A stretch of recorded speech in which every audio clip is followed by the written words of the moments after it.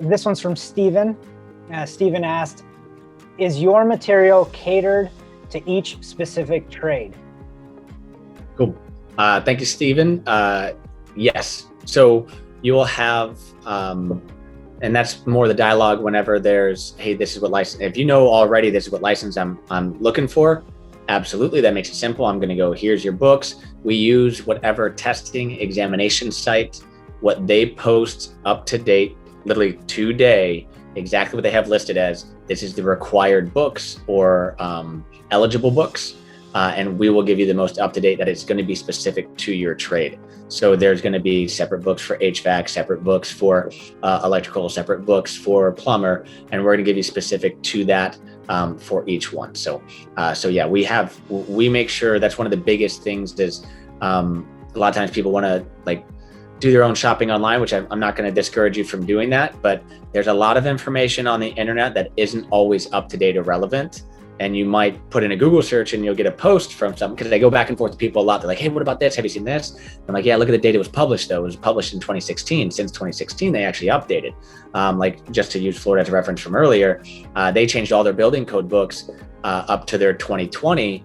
And as of that, but you couldn't get them until, all the building code books up to 2020. And a lot of places weren't actually distributing them up until recently. And we got a bunch of them in December 2019. So we were already equipping people knowing that as of July 1st this year, they had to have that in their testing facility or their books were going to be outdated. And so, and by not that saying anybody does it on purpose by any means, but if they're not staying up to date and relevant, or you're just trying to like zoom around on Amazon on your own, you could unknowingly be purchasing old books or ones that are no longer up to date. For another example, they just updated the Contractor's Manual to 2021. And a lot of people that were dragging their feet on going to take their exam ended up dating out their book. So that's one other little side tip I would give you. When you're ready to make the move, stay committed, focus, get it done. It's going to take it's going to be a little bit of financial investment. It's going to be a little bit of time investment, but on a very short period of time to knock something out that could take care of you for generations. So there's a little few months that it might take.